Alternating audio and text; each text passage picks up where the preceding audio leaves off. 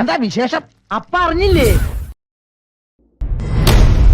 പല കാര്യങ്ങൾക്കും വളരെ കൃത്യവും വസ്തുനിഷ്ഠവുമായിട്ടുള്ള മറുപടിയാണ് സഖാവ് പിണറായി വിജയൻ, ബഹുമാനപ്പെട്ട പ്രതിപക്ഷ നേതാവ്, അവിടെ ആ പത്രസമ്മേളനത്തിൽ. താനീ പറയുന്ന കേട്ടാത്തൊന്നും ഞാനിതൊന്നും കാണുകയും കേൾക്കുകയും ഇത് ചെയ്യുന്നില്ല. എത്ര മാധ്യമങ്ങൾ ഈ 52 മിനിറ്റ് നീണ്ടുനിന്ന ഈ പത്രസമ്മേളനം എത്ര മാധ്യമങ്ങൾ, നിങ്ങൾ ഉൾപ്പെടെയുള്ള എത്ര മാധ്യമങ്ങൾ പൊതുജനങ്ങളിലേക്ക് എത്തിച്ചു എന്നുള്ളൊരു പ്രധാനപ്പെട്ട ക്വസ്റ്റ്യൻ ഉണ്ട് അവിടെ. അതൊരു പ്രധാനപ്പെട്ട ക്വസ്റ്റ്യൻ ആണോ ശ്രീ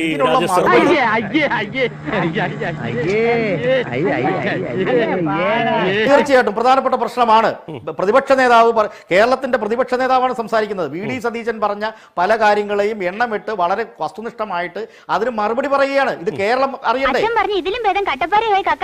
എന്താണ് പിണറായി വിജയന്റെ അല്ലെങ്കിൽ പ്രതിപക്ഷത്തിന്റെ സ്വരം കേൾപ്പിക്കില്ലേ?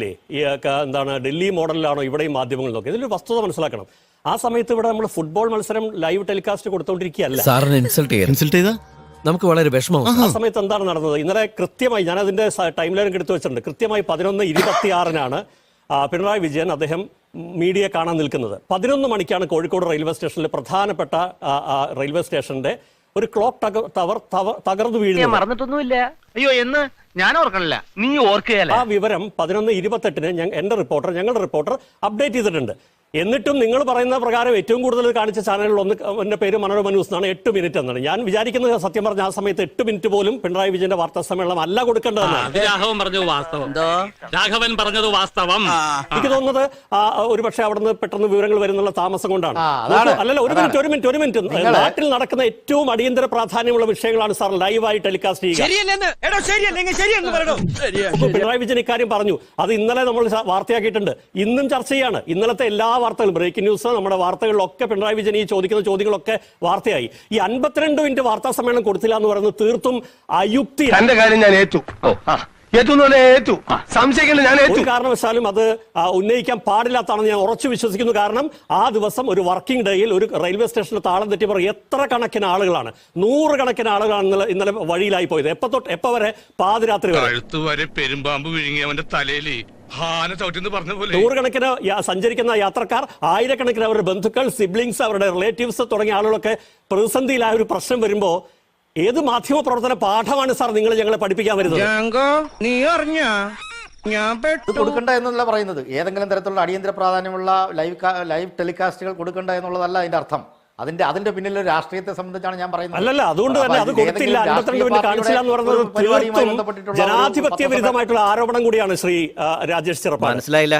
മനസ്സിലാക്കാൻ എന്റെ പാർട്ടിക്കാരെ പോലെ തന്നെ നിനക്കും കുറച്ച് ടൈം എടുക്കും. ഇത് മാത്രമല്ല, ഇപ്പോ ഈ കൈരളി ചാനൽ 52 മിനിറ്റും കാണിച്ചു എന്ന് പറഞ്ഞു. യഥാർത്ഥത്തിൽ എന്ത് മാധ്യമപ്രവർത്തനമാണ് അവര് ചെയ്തതെന്നുള്ള ഒരു സംശയം ഒരു മാധ്യമപ്രവർത്തനത്തിലേക്ക് എനിക്കുണ്ട്. 52 മിനിറ്റ് ഒരു നാട്ടിൽ ഒരു റെയിൽവേ സ്റ്റേഷനിൽ വലിയ അപകടം ഉണ്ടായിട്ട് അത് മൈൻഡ് ചെയ്യാൻ പിണറായി വിജയന് തന്നെ ലൈവ് കൊടുത്തോണ്ടിരുന്നു പറഞ്ഞാൽ അതെന്ത് മാധ്യമപ്രവർത്തനമാണെന്ന് എനിക്ക് സംശയം. എന്നെ അപമാനിക്കരുത്. ഭരണത്തിന്റെ ഇടനാഴികളിൽ ഇന്ന് വരെ ആരും എന്നോട് ഇങ്ങനെ ഇടപെട്ടിട്ടില്ല. 52 മിനിറ്റ് കൊടുക്കണം എന്നുള്ളതല്ല, അടിയന്തര പ്രാധാന്യമുള്ള കാര്യങ്ങൾ കൊടുക്കണം. പക്ഷേ എന്തുകൊണ്ടാണ് നിങ്ങൾ പിന്നെ വളരെ പ്രധാനപ്പെട്ട ഈ കാര്യത്തെ അവഗണിക്കുന്നു?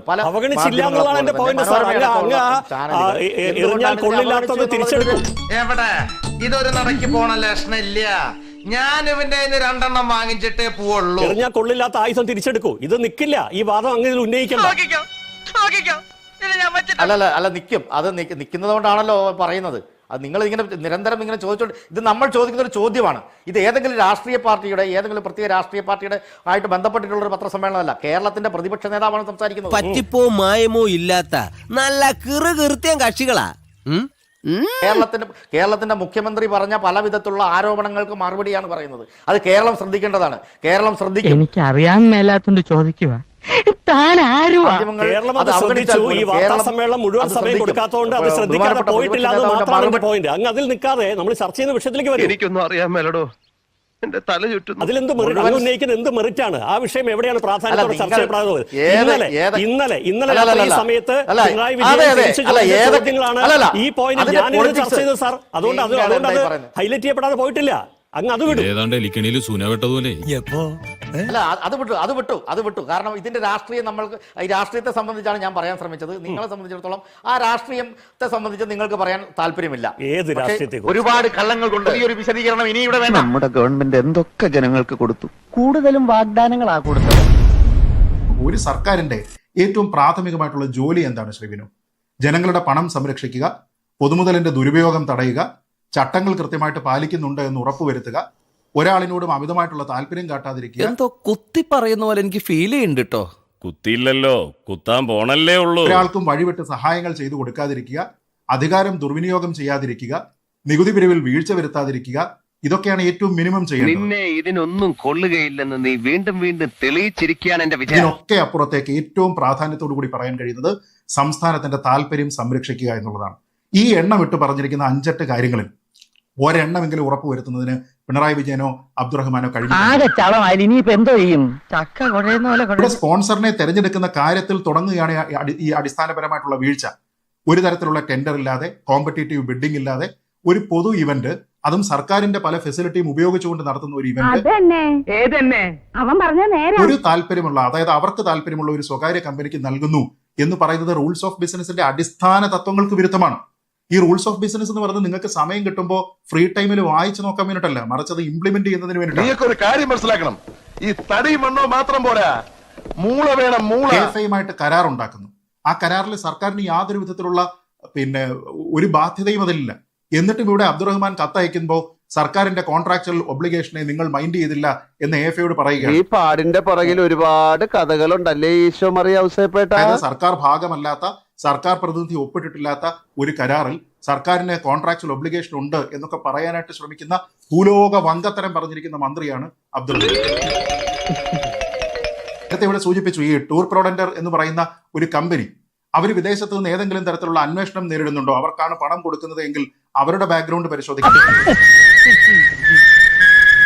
പരിശോധിക്കുന്നില്ല എന്ന് മാത്രമല്ല, ഈ കൊടുത്തിരിക്കുന്ന പണം കുറഞ്ഞുപോയി, അല്ലെങ്കിൽ കൃത്യസമയത്തിനുള്ളിൽ ആ പണം കിട്ടിയില്ല, അതുകൊണ്ട് എന്തോ $4 മില്യൺ മറ്റോ അതിൽ പെനാൽറ്റി കൊണ്ടുവരുന്നു എന്ന് AFA പറയുന്ന സമയത്ത് അവിടെയുള്ള അംബാസിഡറെ കോൺടാക്ട് മറന്നിട്ടൊന്നുമില്ല. അയ്യോ, എന്ന് ഞാൻ ഓർക്കണില്ല, നീ ഓർക്കുകയല്ല. എങ്ങനെയെങ്കിലും സംസാരിച്ചിട്ട് ഇതൊന്ന് ഒഴിവാക്കി തരാൻ സംസ്ഥാന സർക്കാരിന്റെ താല്പര്യം എന്താ? സംസ്ഥാന സർക്കാരിൻ്റെതായിട്ടുള്ള ഒരു കോൺട്രാക്ച്വൽ ഒബ്ലിഗേഷൻ അക്കാര്യത്തിലുണ്ടോ? അപ്പൊ ഇത് അലംഭാവമല്ല, മറിച്ച് ഈ ഒരു എക്സ്ക്ലൂസീവ് ആയിട്ടുള്ള റൈറ്റ്സ് കൊടുത്തിരിക്കുന്ന സ്പോൺസറിനെ വഴിവിട്ട് സഹായിക്കുന്നതിന് വേണ്ടിയിട്ട് ഈ സർക്കാർ സംവിധാനത്തിനെ മൊത്തത്തിൽ ദുരുപയോഗിച്ചു. ഒരു രൂപ പോലും പോയിട്ടില്ല എന്ന് പറയുമ്പോൾ ഔദ്യോഗികമായിട്ടുള്ള ഒരു ക്ഷണമില്ലാതെ, ഒരു രേഖ കാണിക്കാനില്ലാതെ, പ്രത്യേകമായിട്ടുള്ള ഒരു ലക്ഷ്യമില്ലാതെ പൊതുഖജനാവിൽ നിന്നുള്ള പണം ഉപയോഗിച്ചുകൊണ്ട് മന്ത്രിയും കൂട്ടാളികളും വിദേശ യാത്ര നടത്തി. നാശത്തിലേക്കാണ് നിങ്ങൾ പോകുന്നത്. സാമ്പത്തിക ദുർവിനിയോഗത്തിന്റെ പരിധിയിൽ അത് വന്നു. ഇവിടെ GCDAക്ക് കിട്ടേണ്ടുന്ന ഡെപ്പോസിറ്റ് ഉണ്ടായിരുന്നു, അതുമായി ബന്ധപ്പെട്ട മറ്റ് കാര്യങ്ങളുണ്ടായിരുന്നു, അതിനെല്ലാം ഒഴിവാക്കി കൊടുത്തു. ഒരു സ്വകാര്യ സ്ഥാപനമായിട്ടുള്ള സ്പോൺസർ, ഒരു വിദേശ സ്ഥാപനമായിട്ടുള്ള AFA, ഇവർ തമ്മിലുള്ള ഒരു ബിസിനസ് റിലേറ്റഡ് ആയിട്ടുള്ള തർക്കത്തിൽ ലോബിയിങ്ങിന് വേണ്ടിയിട്ട് സംസ്ഥാന സർക്കാർ പ്രവർത്തിച്ചു എന്ന് പറയുന്നത് പബ്ലിക് ട്രസ്റ്റ് ഡോക്ട്രീൻ എന്ന് പറയുന്നതിന്റെ തന്നെ ലംഘനമല്ല. മർമ്മ അടിച്ചോണ്ട് പോണ നാടല്ലേ പിള്ളേച്ച. എന്ത് പറയാനാ, കരികാല വൈഭവം. അപ്പോ നാളെ നേരത്തെ തന്നെ ഇങ്ങോട്ട് എത്തണം കേട്ടോ. ശരി.